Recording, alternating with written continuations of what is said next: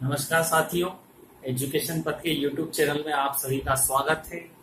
और जैसा कि आज हमारे बोर्ड पर आपको टॉपिक दिख रहा होगा और आपने हमारे थंबनेल में भी देख लिया होगा, हमारा जो आज का टॉपिक है वो है सिख धर्म।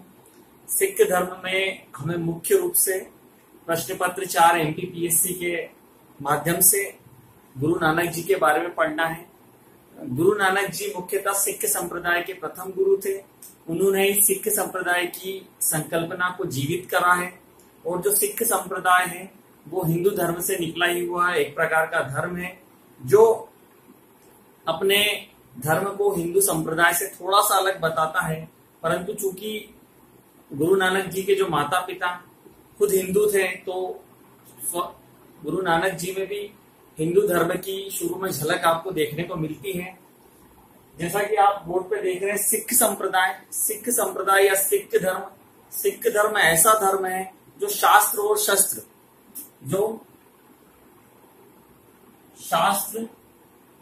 एवं शस्त्र दोनों की शिक्षा देता है। सिख धर्म ऐसा धर्म है जो शास्त्र एवं शस्त्र दोनों की शिक्षा देता है। जैसे हम इनके शास्त्रों की बात कर लें तो शास्त्रों में जो आते हैं इनके गुरु ग्रंथ साहिब आते हैं, आदि ग्रंथ आते हैं, गुरुवाणी आती है, जिनमें गुरु की जितनी भी संकल्पना है, गुरु की जितनी भी नीतियां हैं और जीवन जीने के लिए जितने भी धर्म के उपदेश है उसका पालन गुरुवाणी में किया जाता है। और अगर हम बात कर ले शस्त्र की तो शस्त्र में इनमें कई प्रकार के मार्शल आर्ट सिखाए जाते हैं। जैसे गतका एक प्रकार का मार्शल आर्ट है और इनमें एक लड़ाकू जाति के आते हैं निहंग। आपने भी देखा होगा जो निहंग होते हैं वो नीली कलर की वेशभूषा में होते हैं, नीली कलर का पूरा ड्रेसअप होता है उनका और ऑरेंज कलर की पगड़ी धारी होते हैं, जो मुख्यतः बिल्कुल सशब्द पालन करते हैं गुरुवाणियों का, उन्हें हम निहंग कहते हैं। जो सिख संप्रदाय की संकल्पना है वो गुरु नानक जी से प्रारंभ होती है। गुरु नानक जी सिख संप्रदाय के पहले गुरु होते हैं और ऐसे पहले गुरु की संकल्पना से ये जो गुरुओं का क्रम है वो 10वें गुरु तक चलता है। जो 10वें गुरु उनके गुरु गोविंद सिंह होते हैं। 10वें गुरु गोविंद सिंह के बाद सिख संप्रदाय में कोई गुरु नहीं होता है। जो गुरु गोविंद सिंह होते हैं वो उनके 10वें गुरु कहलाते हैं और उसके बाद सिख संप्रदाय में कोई गुरु नहीं आते हैं और गुरु गोविंद सिंह इनके आखिरी गुरु होते हैं। और जो गुरु की वाणी है इसी को सिख संप्रदाय उपदेश के रूप में इस्तेमाल करता है, उनकी जीवन शैली में भी लाता है। अब सिख संप्रदाय का जो संस्थापक है वो है गुरु नानक जी।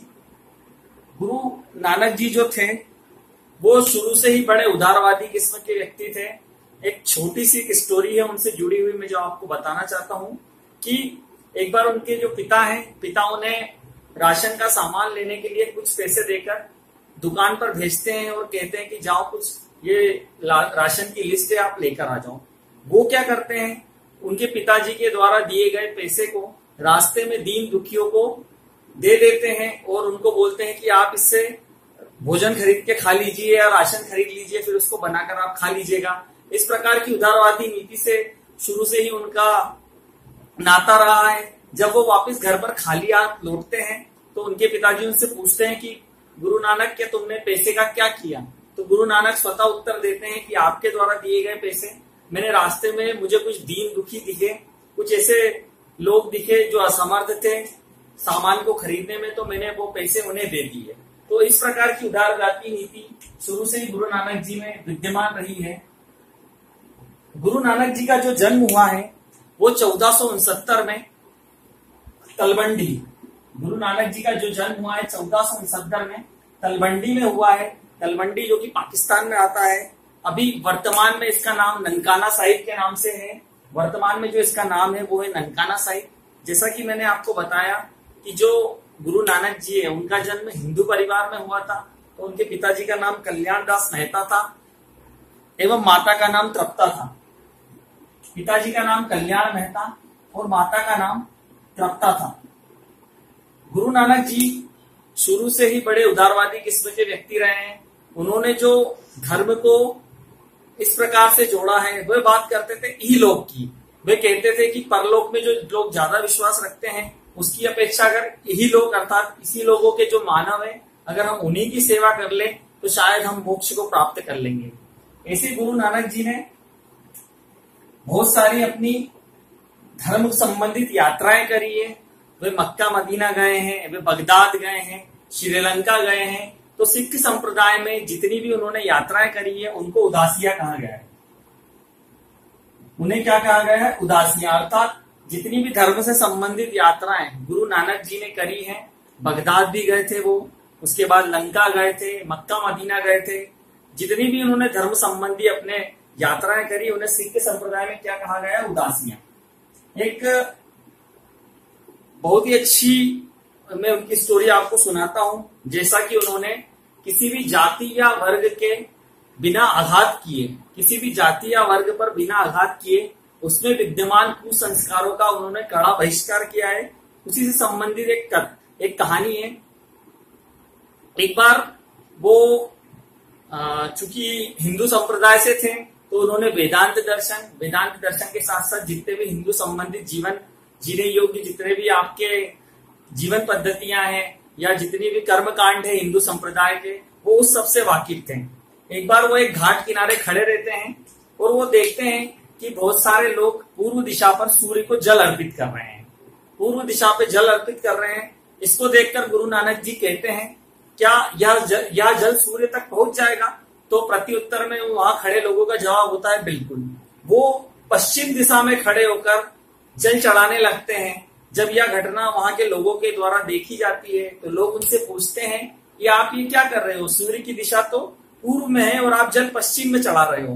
तो गुरु नानक जी ने प्रति उत्तर में कहा कि मैं सूर्य को नहीं, अपने पश्चिम दिशा में जो खेत है उन तक मैं अपना जल पहुंचा रहा हूं, मैं यहाँ से अपना जल चढ़ा रहा हूं। तो वो कहते हैं, वहां के लोग उनसे कहते हैं कि इतनी दूर से क्या आपके खेतों तक जल पहुंच जाएगा? तो प्रति उत्तर में गुरु नानक जी कहते हैं कि जब आपके पास आपके द्वारा यहाँ से जल चढ़ाने पर सूर्य तक जल पहुंच सकता है तो क्या मेरे द्वारा मेरे जल चढ़ाने पर मेरे खेतों तक यहाँ से जल नहीं पहुंचेगा? इसके उत्तर में जवाब मिला कि गुरु नानक जी ने उनको इस बात से मुखातिब कराया कि केवल कर्मकांड, केवल आडंबर और जो दिखावे को ईश्वर के ढूंढने का जो मार्ग है वो बहुत ही गलत है। ये एक हिंदू धर्म से संबंधित एक कुसंस्कार वाली रीति थी जिसको उन्होंने बताया कि आप जो कर रहे हैं शायद वो गलत है। अब हम चलते हैं मुस्लिम धर्म की तरफ। मुस्लिम धर्म की तरफ एक बार क्या होता है, इनकी उदासियों के दौरान ये मक्का में जाते हैं। मक्का में जब ये रात्रिकालीन विश्राम कर रहे होते हैं तो एक जगह ये अपने पैर काबा की तरफ कर लेते हैं। काबा आपको पता ही है, जो काबा है वो मुस्लिम धर्म में सबसे पूज्य माना जाता है, सबसे पवित्र जगह है। तो काबा की दिशा की तरफ पैर करके सो रहे होते हैं। तो वहां के एक धर्मगुरु उनसे कहते हैं कि आप आपके पैर इस दिशा में ना रखिए क्योंकि इस दिशा में काबा है। तो वे उनसे प्रति उत्तर में कहते हैं कि मुझे कोई ऐसी दिशा बता दीजिए जहां पर भगवान ना हो, जहां पर आपका अल्लाह ना हो। तो वे वहां पर चुप हो जाते हैं। अर्थात उन्होंने ये कहा कि जितने भी आडंबर है, जितने भी कुसंस्कार जाति या धर्म में विद्यमान है, उन पर आघात करते उन्होंने लोगों को एक सच्चे ईश्वर की संकल्पना बताई। वे निर्गुण ब्रह्म के उपासक थे, निर्गुण ब्रह्म के उपासक थे। अर्थात वे ऐसे ईश्वर में विश्वास करते थे जिसका स्वरूप चारों ओर विद्यमान है। वो चारों ओर स्वरूप विद्यमान है और यह कहते थे कि किसी भी ईश्वर की पूजा आप मूर्ति में न करके उसे कण कण में विद्यमान के रूप में देखिए। उनका जो अगला पॉइंट है, उनके द्वारा दी गई 10 शिक्षा जो आज भी सिख संप्रदाय में एक उपदेश के रूप में इस्तेमाल की जाती है। उन्होंने धार्मिक आडंबर का खंडन किया एवं सर्वधर्म सम्मान के पक्षधर थे। और एक वाकया है जिसमें वो कहते थे कि वो बहुदेववाद का बहिष्कार करते थे। जैसे आप देखते हैं कि हिंदू धर्म में बहुत सारे लोग, मतलब व्यक्ति कोई राम को पूजता है, कोई कृष्ण को पूजता है, कोई शिव को पूजता है, ऐसे बहुत सारे देव। तो उन्होंने कहा बहुदेववाद का बहिष्कार किया और किसी एक ही देव को पूजा करने के लिए उन्होंने मार्ग प्रशस्त किया। एक और जो इम्पोर्टेंट बात यहाँ पर देखी जाती है कि इनसे कुछ वर्ष पूर्व भी आपके कबीरदास जी का जन्म था। कबीरदास जी जो थे वो आपके कबीरदास जी एवं सूफी संत बाबा फरीद, कबीरदास और सूफी संत बाबा फरीद, इन दोनों के जो विचार हैं, इन दोनों के विचार, इनकी जो विचारधारा धर्म के प्रति जो संकल्पना है, उसका सबसे ज्यादा प्रभाव गुरु नानक जी के जीवन में देखने को मिलता है।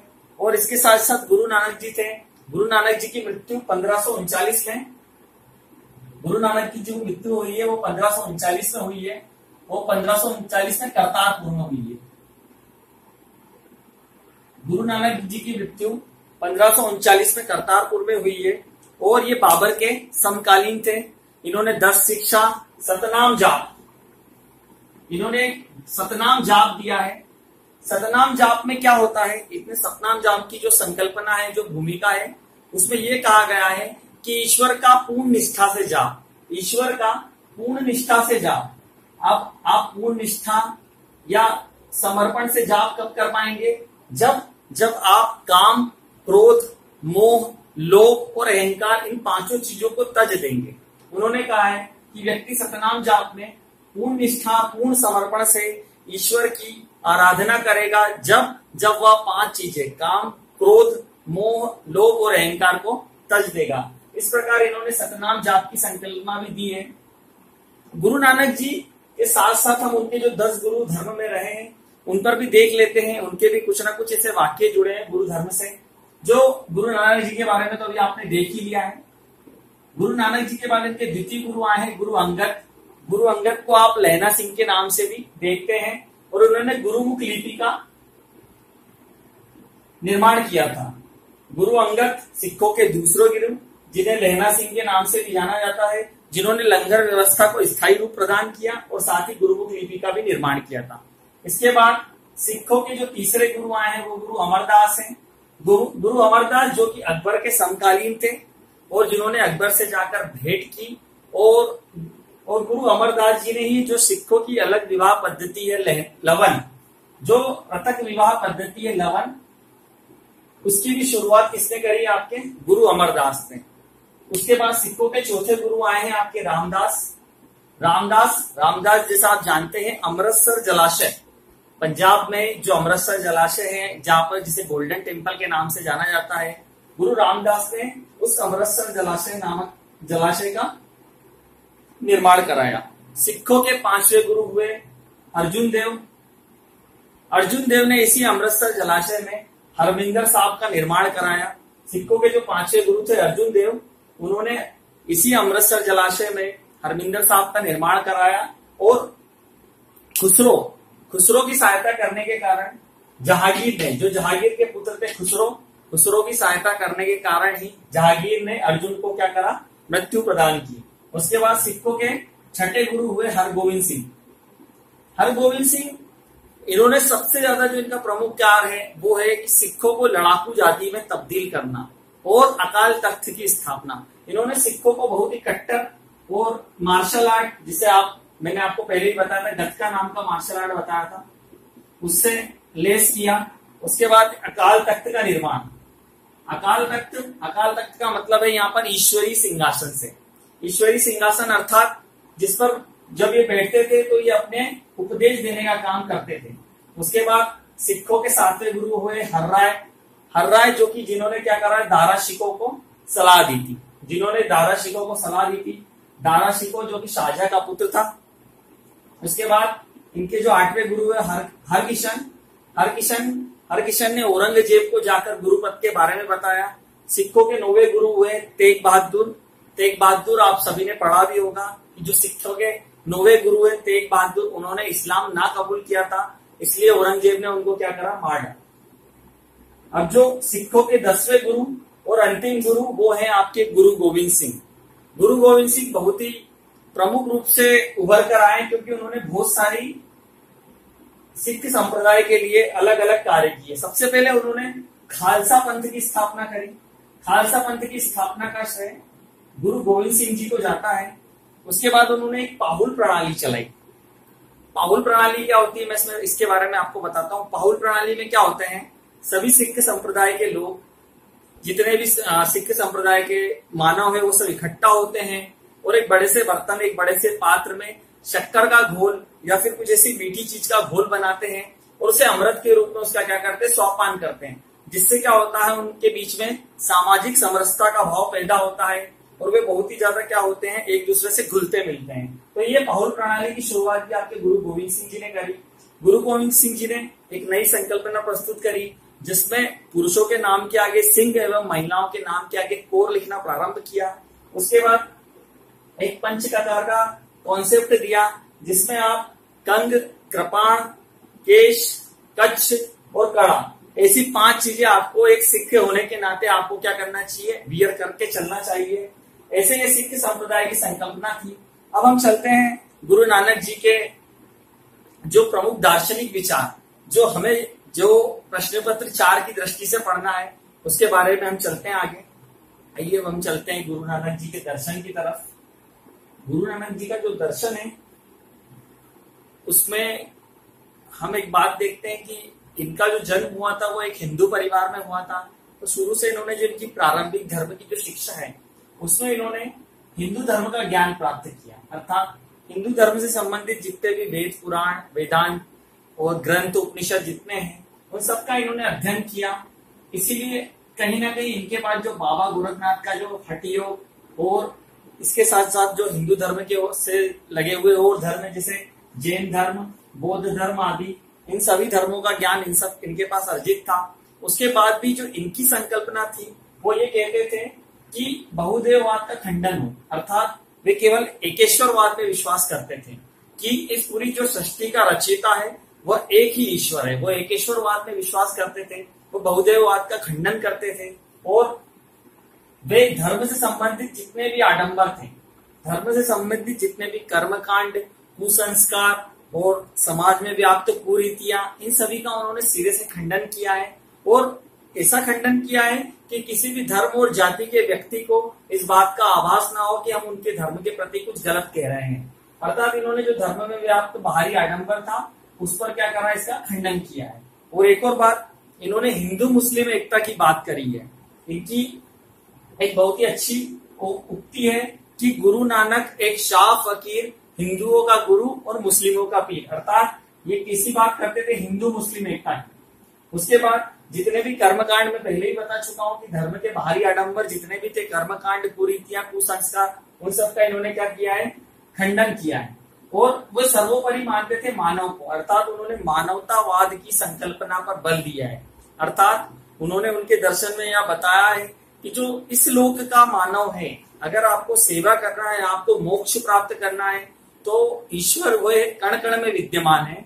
आप प्रत्येक जगह पर आप देख सकते हैं, अगर आप मानव की सेवा करेंगे तो अपने आप आपको आपके भगवान की सेवा हो जाएगी। कई बार आप देखते हैं कि सिखों के कई लंगर चलते हैं, कई बार आप देखते हैं कि अभी कोरोना काल में भी उन्होंने कितने बड़े स्तर पर लोगों को भोजन कराने का काम किया है। तो मानवतावाद की जो विचारधारा थी उस पर वो बल देते थे। उसके बाद निर्गुण ब्रह्म की उपासना, निर्गुण ब्रह्म की उपासना जैसे मैंने आपको बताया भी कि इनसे पहले कबीर थे, तो जो कबीर के जितने भी कॉन्सेप्ट है उन सब का प्रभाव किस पर पड़ता है, गुरु नानक जी पर। तो निर्गुण ब्रह्म की उपासना करते थे, अर्थात वह कहते थे कि जो ईश्वर है वह कण कण में विद्यमान है। जाति प्रथा का अंत हो, वो समाज में व्याप्त जितने भी जाति प्रथा से संबंधित ऊंच नीच, भेदभाव, उन सब का क्या चाहते थे, अंत चाहते थे। अर्थात जाति प्रथा का क्या चाहते थे, वो अंत हो। सामाजिक विषमता का प्रतिकार करते थे।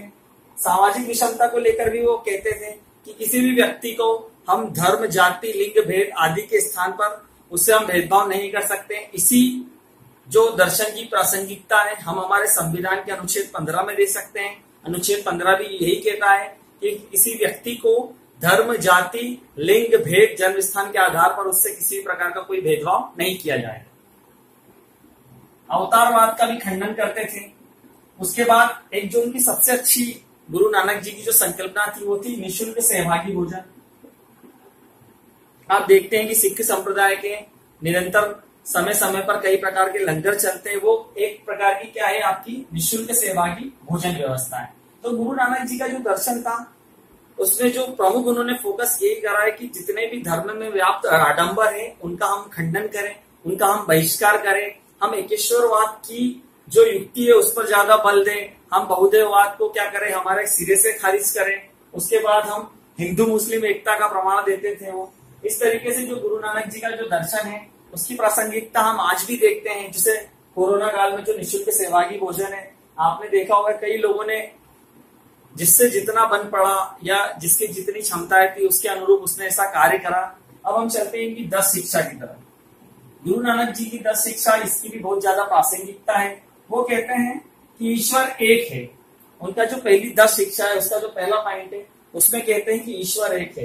अर्थात उनका कहना यह है कि चाहे हिंदू हो, चाहे मुसलमान हो, चाहे सिख हो, चाहे ईसाई हो, वो जितने भी अपने गुरुओं को या जितने भी अपने धर्म के भगवानों को पूज रहे हैं वे सब मोक्ष का मार्ग ही देते हैं। अर्थात सारे धर्म क्या है? एक है, ईश्वर एक है।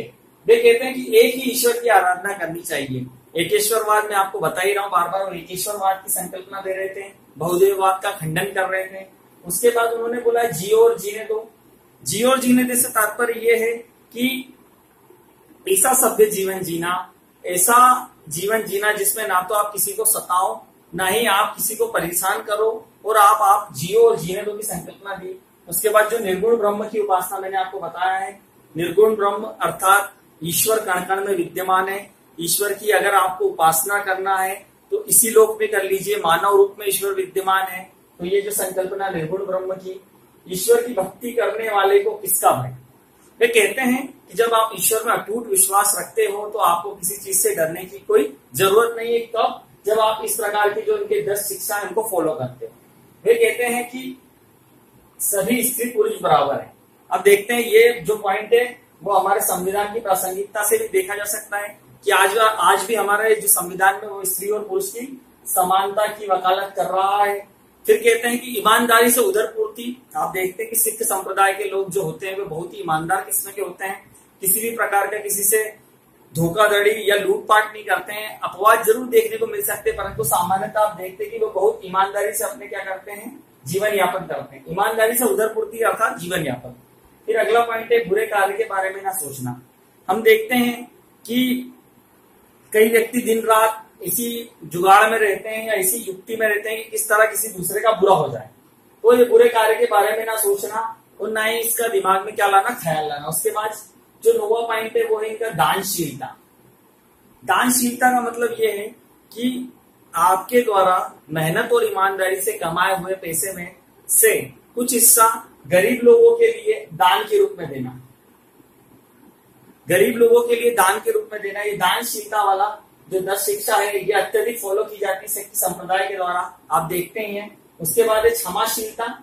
क्षमाशीलता का मतलब ये है कि अगर जाने अनजाने में आपके जान परिचित लोगों से या आपके मिलने जुलने वाले लोगों से अगर कुछ ऐसी मतभेद हो जाए या कुछ आप एक दूसरे के बीच में कुछ ऐसा छुटपुट छीटाकशी हो जाए, तो उसमें आप अगर सामने वाला क्षमा मांग रहा है या आप क्षमा मांग ले, तो हो सकता है कि उस जो आपके और उसके बीच में जो वैमनस्य पैदा हुआ है वो शायद खत्म हो सकता है क्षमाशीलता के भाव से। तो इस प्रकार से जो गुरु नानक जी उनकी यहाँ पर 10 शिक्षाओं के बारे में यहाँ पर बताया है। हमने गुरु नानक जी का दर्शन पढ़ा। एक हम मोटा मोटा निष्कर्ष इस प्रकार से निकाल सकते हैं कि जो गुरु नानक जी थे वो निर्गुण ब्रह्म के उपासक थे। वे एकेश्वरवाद में विश्वास रखते थे और बहुदेववाद का खंडन करते थे। उनकी जो 10 शिक्षा है उसमें से जो प्रमुख है स्त्री पुरुष की समानता, उसके बाद जियो और जीने दो, ऐसी कई संकल्पनाएं उसने प्रस्तुत करी है जो आज के समय में भी प्रासंगिक है। ये हमारे गुरु नानक जी का दर्शन था। एथिक्स प्रश्न पत्र 4 की दृष्टि से इतने कंटेंट मेरे हिसाब से तो काफी है। आपको ये लेक्चर कैसा लगा कमेंट सेक्शन में जरूर बताइएगा, और अगर आपने अभी तक हमारे चैनल को सब्सक्राइब नहीं करा है तो सब्सक्राइब जरूर करिए, और अगर वीडियो अच्छा लगे तो लाइक करिए, शेयर करिए। जय हिंद।